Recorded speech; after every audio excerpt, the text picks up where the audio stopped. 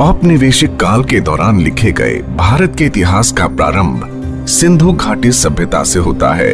ये झूठ फैलाया गया कि जब इस सभ्यता का अंत हुआ तब आर्यों ने भारत पर आक्रमण किया और उन्होंने वेदों की रचना की। आधुनिक इतिहासकारों और पुरातत्वविदों का प्रतिपादन है कि हमारे पास 500 ईसा पूर्व से पहले का कोई भी सही कालानुक्रमिक इतिहास नहीं है। लेकिन वास्तव में पुरातात्विक, पुरातन खगोलीय और साहित्यिक साक्ष्यों पर आधारित उन्नत शोध से पता चलता है कि होलोसीन से लेकर भारत का निरंतर कालानुक्रमिक इतिहास है। हम भारतीय गर्व से इसको इतिहास कहते हैं। इतिहास शब्द इति ह और आस के रूप में विभाजित होता है, जिसका अर्थ होता है कि ऐसा वस्तुतः हुआ था। वैदिक, उत्तर वैदिक ग्रंथ इतिहास और पुराण इतिहास को दर्ज करते हैं। आज इतिहास की परिभाषा वो है जो भारत में औपनिवेशिक इतिहासकारों द्वारा प्रस्तुत की गई थी, जिन्होंने बिना किसी सबूत के हमारी प्राचीनता पर संदेह किया।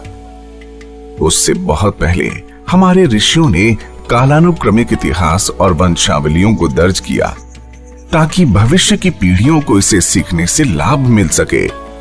आइए हम वैज्ञानिक रूप से हमारे कालानुक्रमिक इतिहास की प्राचीनता का अन्वेषण करते हैं। ये कहना बहुत मुश्किल है कि भारतीय प्रायद्वीप में मानव जाति किस समय बसी थी, लेकिन इंडोनेशिया के सुमात्रा में स्थित टोबा ज्वालामुखी के विनाशकारी विस्फोट ने 75,000 साल पहले भारतीय भूभाग से मनुष्यों, वनस्पतियों और सभी जीवों का विनाश कर दिया था। टोबा के विनाशकारी विस्फोट ने पूरे भारत में लगभग 15 सेंटीमीटर मोटी राख की परत जमा कर दी थी। कुर्नूल जिले के ज्वालापुरम के पुरातात्विक स्थल में टोबा विस्फोट की घटना से पहले और बाद में मानव निवास का प्रमाण मिलता है। संभवतः कश्मीर और हिंदू कुश पर्वत की पहाड़ियों में रहने वाले कुछ ही लोग बच पाए होंगे। धीरे धीरे उत्तर पश्चिमी और उत्तर भारत उन बचे हुए लोगों के आवास स्थल बन गए। इस प्रकार सप्त सिंधु क्षेत्र और सरस्वती नदी वैदिक सभ्यता की जन्मस्थली बन गई। पुरातात्विक विभाग ने पूर्वी उत्तर प्रदेश के लहुरा देव झील के तट पर प्रारंभिक कृषि का समय 13,000 ईसा पूर्व से 7,300 ईसा पूर्व तक कार्बन डेटिंग द्वारा निर्धारित किया है। खंबात की खाड़ी का ये प्राचीन शहर वास्तव में द्वारवती शहर था, जिसे 11,100 ईसा पूर्व के आसपास विश्वकर्मा द्वारा बनाया गया था, और ये शहर 9,400 से 9,300 ईसा पूर्व के आसपास समुद्र में समा गया। 10,200 ईसा पूर्व से 9,400 ईसा पूर्व तक मेल्ट वाटर पल्स 1B का समय था। इस द्वारवती शहर से प्राप्त एक प्राचीन लकड़ी के टुकड़े का समय 7,500 ईसा पूर्व निर्धारित किया गया है। तमिलनाडु में प्राचीन पूमपुहर शहर की जलमग्न संरचना 9,500 ईसा पूर्व के आसपास की है। हिसार में भिराना के पुरातात्विक स्थल को भी 7,570 ईसा पूर्व का माना गया है। पाकिस्तान के बोलन दर्रे के पास मेहरगढ़ के कृषि स्थल 7,000 ईसा पूर्व के हैं। हरियाणा के प्रसिद्ध राखी गढ़ी के कुछ अवशेष 6,500 ईसा पूर्व के हैं। पुरातत्व खगोलीय साक्ष्यों के आधार पर 14,500 ईसा पूर्व में ब्रह्मा का समय निर्धारित किया जा सकता है, क्योंकि 14,500 ईसा पूर्व के आसपास दक्षिणायन धनिष्ठा नक्षत्र में था। 1,000 साल बाद ऋषि विश्वामित्र ने 13,500 ईसा पूर्व के आसपास श्रवण नक्षत्र में दक्षिणायन को देखा था, जैसा कि महाभारत में वर्णित है। इस घटना को विषुव का अयन चलन या प्रीसेशन कहा जाता है।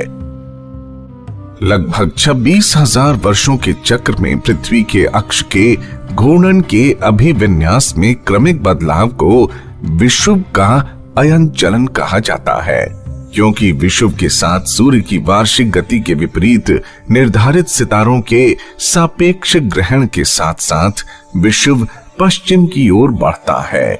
इस प्रकार विषुव या संक्रांति 960 वर्षों में पश्चिम की ओर एक नक्षत्र अर्थात 13.2 डिग्री को पार कर जाती है। वैदिक साहित्य में कई संदर्भ मृगशिरा से रोहिणी नक्षत्र में उत्तरायण के अयन चलन का संकेत देते हैं। प्रजापति दक्ष और उनकी 27 बेटियों की वैदिक कथा स्पष्ट रूप से 28 नक्षत्रों की मृगशिरा आदि सूची को इंगित करती है, जो 11,200 ईसा पूर्व के आसपास वैवस्वत मनवंतर की शुरुआत के साथ मेल खाती है। उत्तरायण मृगशिरा नक्षत्र में 11,200 से 10,200 ईसा पूर्व के आसपास था और रोहिणी नक्षत्र में 10,200 से 9,200 ईसा पूर्व के आसपास था। उत्तरायण 9,200 से 8,200 ईसा पूर्व के आसपास कृतिका नक्षत्र में था। अथर्ववेद के नक्षत्र सूत्र को 9,200 से 9,000 ईसा पूर्व के आसपास पुनः संकलित किया गया था और नक्षत्रों की सूची को कृतिका नक्षत्र से पुनः प्रारंभ किया गया। उत्तरायण जब कृतिका नक्षत्र में था तब अधिकांश संहिता, ब्राह्मण और आरण्यकों को उनके अंतिम रूप में संकलित किया गया। नक्षत्रों की सूची अश्विनी नक्षत्र से ही पुनः आरंभ होती है। जब उत्तरायण 7,200 ईसा पूर्व के आसपास अश्विनी नक्षत्र में स्थानांतरित हो गया था। तैत्तिरीय ब्राह्मण इंगित करता है कि 12,000 से 11,300 ईसा पूर्व के आसपास देवता और असुरों के बीच एक बड़ा संघर्ष हुआ, जब अभिजीत यानी वेगा एक ध्रुव तारा था। शिशुमार तारा मंडल का कश्यप तारा, जो कि ग्रामा ड्रैकोनिस है, 11,000 ईसा पूर्व के शुरू में उत्तर ध्रुव पर था। ये 8,800 से 8,700 ईसा पूर्व के आसपास भी उत्तर ध्रुव पर था। शिशुमार तारा मंडल का सिर इस दौरान उत्तर ध्रुव पर था। तमिल संगम साहित्य हमें सूचित करता है कि ऋषि अगस्त्य ने 11,250 ईसा पूर्व के आसपास पहला संगम बुलाया था। कैनोपस तारा कन्याकुमारी में रहने वाले लोगों को 11,000 से 10,000 ईसा पूर्व के आसपास पहली बार दिखाई दिया, जिन्होंने इस तारे का नाम अगस्त्य रखा। कश्मीर घाटी एक हिमरूप यानी ग्लेशियल झील थी, जिसे ऋग्वैदिक काल में सतीसर के नाम से जाना जाता था। यह हिमरूप यानी ग्लेशियल झील 12,700 से 11,500 ईसा पूर्व के आसपास मेल्ट वाटर पल्स 1 की अवधि के दौरान निर्मित हुई। वराहमूल यानी बारामूला दर्रा हिमनदों यानी ग्लेशियर्स के पिघले हुए जल को रोक रहा था। नीलमत पुराण दर्शाता है कि कश्मीर घाटी एक बड़ी झील थी, जो वैवस्वत मनवंतर के दौरान आवासीय स्थल के रूप में विकसित हुई। 11,200 ईसा पूर्व के आसपास लगातार बारिश के बाद और विशालकाय उल्कापिंड के पृथ्वी से टकराव के बाद आए बड़े पैमाने पर भूकंप ने बारामूला दर्रे को खोल दिया था और सतीसर का पानी कश्मीर घाटी से बाहर निकल गया, जो मध्य, सिंध और गुजरात क्षेत्रों में भयंकर बाढ़ का कारण बनी थी। यह विनाशकारी बाढ़ वैवस्वत मनु के शासन काल में आई थी। वैदिक सरस्वती नदी की उत्पत्ति बद्रीनाथ के पास प्लक्ष प्रश्रवण में हुई थी और ये पृथुदक अर्थात पेहोवा तक बहती थी। इसके बाद वैदिक नदी सरस्वती ने कुरुक्षेत्र से दक्षिण पश्चिमी दिशा पकड़ी और हिसार, सांभर झील, पुष्कर और जोधपुर से प्रवाहित होते हुए कच्छ के महान रण तक बहने लगी। 11,200 ईसा पूर्व में बड़े पैमाने पर भूकंप के कारण सरस्वती ने अपना मार्ग बदल लिया और कुरुक्षेत्र, सिरसा से कालीबंगा और अनूपगढ़ तक पश्चिम की ओर बहना शुरू कर दिया। सतलज, यमुना और दृष्टवती सरस्वती की प्रमुख सहायक नदियां थीं। सतलज ने लगभग 14,500 से 13,000 ईसा पूर्व अपना मार्ग बदल लिया। भारतीय प्रौद्योगिकी संस्थान IIT कानपुर ने OSL पद्धति के आधार पर 13,000 ईसा पूर्व में सतलज नदी के पुरातात्विक मार्ग को दिनांकित किया। यमुना और दृष्टवती सरस्वती नदी की सहायक नदी बनी रहीं। वैदिक काल में यमुना की 2 धाराएं थीं, यमुना की एक धारा पश्चिम की ओर बहती थी और सरस्वती में विलीन हो जाती थी, जबकि एक अन्य धारा पूर्व की ओर बहती थी और प्रयाग में गंगा नदी में विलीन हो जाती थी। सीमांत रूप से यमुना की वाय-वन पुरातात्विक धारा, जो कि सरस्वती की एक सहायक नदी थी, ने 11,200 ईसा पूर्व के आसपास अपनी दिशा बदल दी थी। ऐसा प्रतीत होता है कि यमुना में सरस्वती सत्र के अवभृत अनुष्ठान को सरस्वती और यमुना के विलुप्त संगम के स्मरण के लिए प्रस्तुत किया गया होगा। समुद्र शास्त्रीय अध्ययनों के अनुसार लगभग 10,000 से 9,500 वर्ष पहले 500 वर्षों में समुद्र का स्तर अचानक 28 मीटर बढ़ गया था। 10,000 से 9,500 ईसा पूर्व के इस त्वरित समुद्र स्तर को मेल्ट वाटर पल्स 1B का नाम दिया गया है। इस बात की अत्यधिक संभावना है कि मेल्ट वाटर 1B के अंत में कैम्बे की खाड़ी में द्वारावती शहर 9,400 से 9,300 ईसा पूर्व के आसपास समुद्र में समा गया था।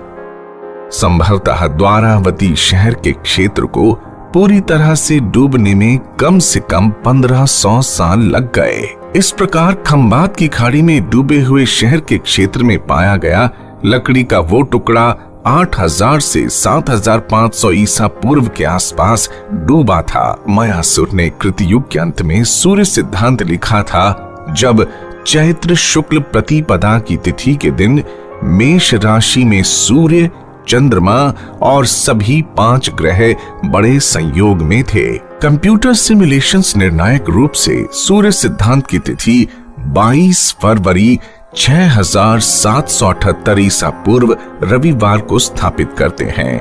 सप्ताह की अवधारणा 12 साल का जोवियन चक्र, 60 साल का चक्र, 1200 वर्षों का युग, 2700 वर्षों का सप्तर्षि चक्र 6,777 ईसा पूर्व में प्रस्तुत किया गया था। इस प्रकार हम त्रेता युग की अवधि 6,777 से 5,577 ईसा पूर्व के आसपास और द्वापर युग की अवधि 5,577 से 3,177 ईसा पूर्व के आसपास तय कर सकते हैं। ये परंपरागत रूप से दर्ज है कि राम का जन्म त्रेता युग की अंतिम शताब्दी में हुआ था। इस प्रकार श्री राम का जन्म 3 फरवरी 5,674 ईसा पूर्व पुनर्वसु नक्षत्र में हुआ था, जब शनि उच्च पर था। रामायण में लक्ष्मण ने मूल नक्षत्र में एक धूमकेतु और एक ग्रह की स्थिति का वर्णन किया है।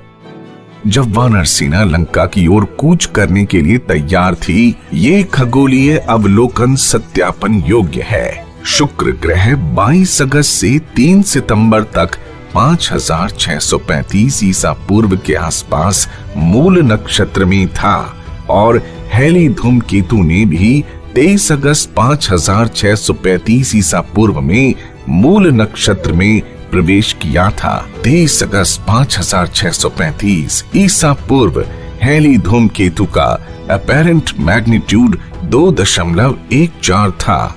ये 23 अगस्त और 23 सितंबर के बीच 5,635 ईसा पूर्व में सूर्यास्त के बाद नग्न आंखों को दिखाई दे रहा था, जो कि धीरे धीरे अदृश्य हो गया। होलोसीन के बाद के समुद्र स्तर वृद्धि के अध्ययन के अनुसार श्रीलंका कम से कम 6,200 ईसा पूर्व तक भारतीय प्रायद्वीप से जुड़ा था। अंतिम pulse melt water pulse 1C MWP 1C 6,200 से 5,600 ईसा पूर्व के आसपास घटित हुआ, जिससे 140 वर्षों से भी कम समय में समुद्र के जल स्तर में 6.5 मीटर की वृद्धि हुई।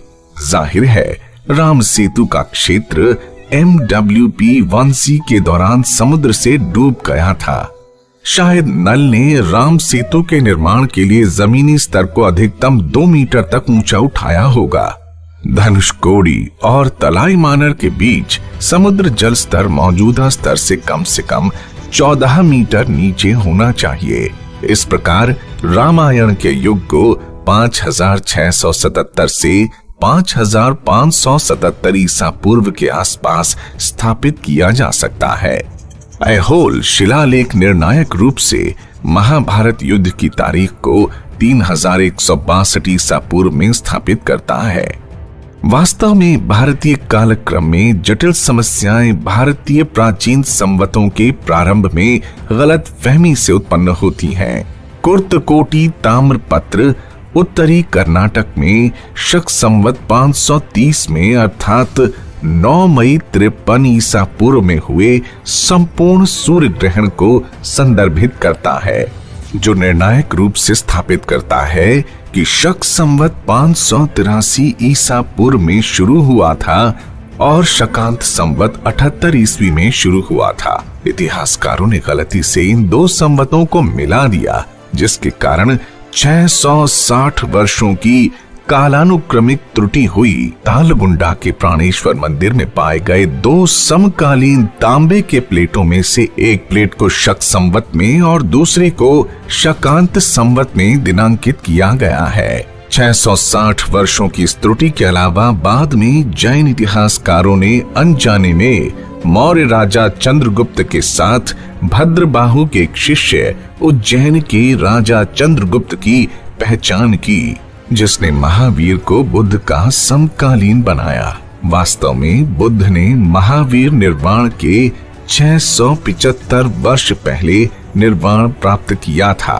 पुराणों और बर्मा के शिलालेखों से स्पष्ट है कि बुद्ध ने 1864 ईसा पूर्व में निर्वाण प्राप्त किया था। लुम्बिनी में हाल की खुदाई और लुम्बिनी में बौद्ध तीर्थ स्थल के केंद्र में स्थित खंदक यानी ट्रेंच C5 से एकत्र किए गए रेडियो कार्बन के नमूने भी 1681 ईसा पूर्व की प्रारंभिक तिथि को दर्शाते हैं। इस प्रकार शक संवत और शकांत संवत के दो अलग अलग इपॉक्स को एक मानने के कारण और भद्रबाहु के शिष्य चंद्रगुप्त की गलत पहचान के कारण बुद्ध निर्वाण की तिथि में 1380 वर्षों की कालानुक्रमिक त्रुटि आ गई है। वस्तुतः बुद्ध निर्वाण 1864 ईसा पूर्व में हुआ था, जो कि 6ठी शताब्दी ईसा पूर्व में आदि शंकराचार्य की पारंपरिक तिथि को सही ठहराती है। वेद वीर आर्य द्वारा किए गए संपूर्ण शोध कार्य को दो पुस्तकों में प्रस्तुत किया गया है। The Chronology of India from Manu to Mahabharata, The Chronology of India from Mahabharata to Medieval Era। चूंकि बुद्ध निर्वाण की तिथि में परिवर्तन पूरे विश्व काल क्रम को प्रभावित करता है, इसलिए The Origin of the Christian Era, Fact or Fiction नामक तीसरी पुस्तक में पश्चिमी काल क्रम के मानकों पर चर्चा की गई है। वास्तव में यूरोपीय ईसाई विद्वानों ने स्वतंत्र रूप से बिना कोई प्रमाण प्रस्तुत किए 1 ईस्वी को ईसा मसीह के जन्म वर्ष के रूप में मान लिया। इसलिए इस पुस्तक में प्रमाणित किया गया है कि ईसाई संवत विश्व काल क्रम के मानक के रूप में स्थापित करने योग्य नहीं है।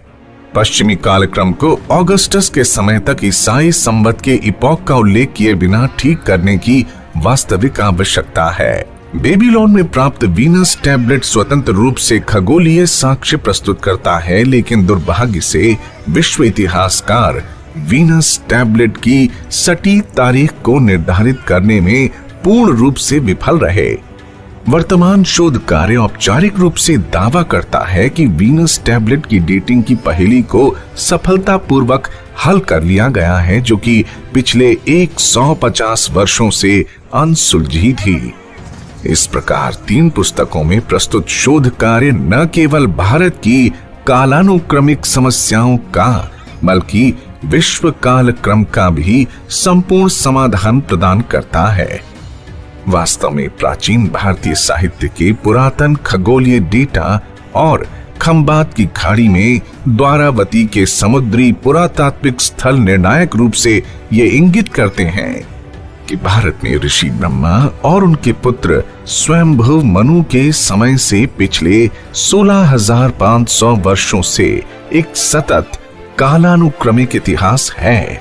प्राचीन भारतीय ऐतिहासिक परंपरा ने श्रम साध्य रूप से वंशावली कालक्रम को संरक्षित किया। लेकिन भारतीय कैलेंडर में समय समय पर बदलाव के कारण ऐतिहासिक कालक्रम कहीं भटक गया था। यह शोध वैज्ञानिक रूप से भारत के कालक्रम को मायासुर के सूर्य सिद्धांत और कृत युगांत के काल को 6778 ईसा पूर्व में शीट एंकर के रूप में फिर से स्थापित करता है। आश्चर्यजनक रूप से हमारी मातृभूमि एकमात्र सबसे प्राचीन निरंतर सभ्यता है जिसकी उत्पत्ति 14,500 ईसा पूर्व में हुई थी। आइए हम अपने गौरवशाली अतीत को पुनः जाने और पहचाने, क्योंकि एक राष्ट्र जो अपने इतिहास से विमुख हो जाता है वो इतिहास नहीं बना सकता।